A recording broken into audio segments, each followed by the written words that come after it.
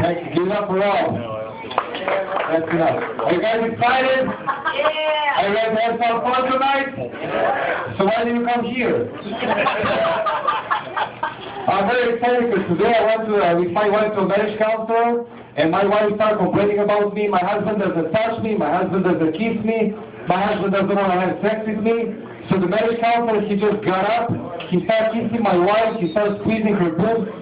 In one moment, he just put a finger in her vagina. He started rubbing it. And she got so excited. And he told me, see, this is what she needs 3 times a week, Monday, Wednesday, Friday. And I told him, well, I can bring her Monday and Wednesday, and Friday I'm playing soccer with my friends. I've been doing comedy for almost 5 years. I started at the bottom. I'm still at the bottom. Today I was also watching the news, and a police officer from New Jersey, there is a good news and a bad news. So a police officer from New Jersey, they found a Snooki and her baby in her apartment. That's the good news, and the bad news, she was alive. So the prices of NASDAQ and Dow Jones dropped for 15 points in the New York Stock Exchange. Do you guys know what does it mean for our economy? Nothing. Yeah, me neither.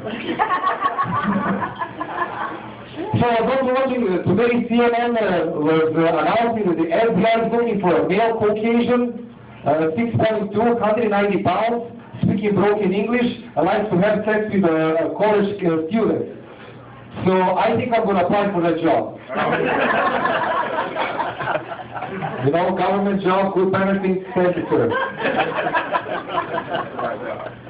Oh, what else? Completely rolled down. Okay, so I live in Wheaton because I'm cursed.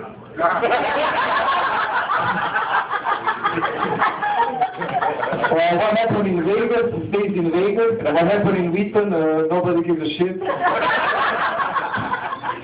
Wheaton is really, really dangerous place to live because last week, 2 of my roommates got stabbed. Yes, because they didn't want to clean the kitchen. Yeah, I stabbed them. Today I was going to the State Department and I was just looking for a job. And they asked me, what are you looking for? I said, I'm looking for a job. And they asked me, are you crazy, stupid motherfucking douchebag? I say, yes, what are you going for this position? But I was working in the Museum of National History, and because I don't know much about American history, I was always making up the stories. So people were approaching me, asking me different questions, and there was this guy, he asked me, hey, whose head is that on the shelf? And I said, that's the head of George Washington.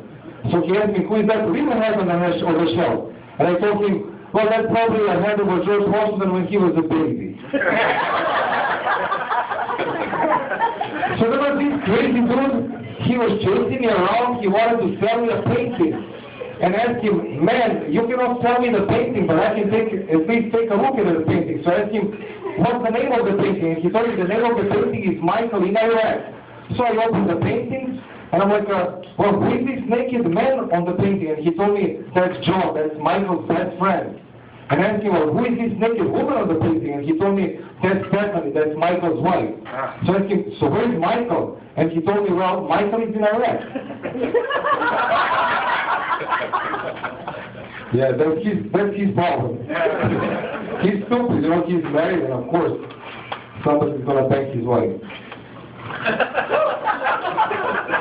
Okay, well, I'm going to leave you guys with something that my father left me with when he went to visit the Lord. With nothing.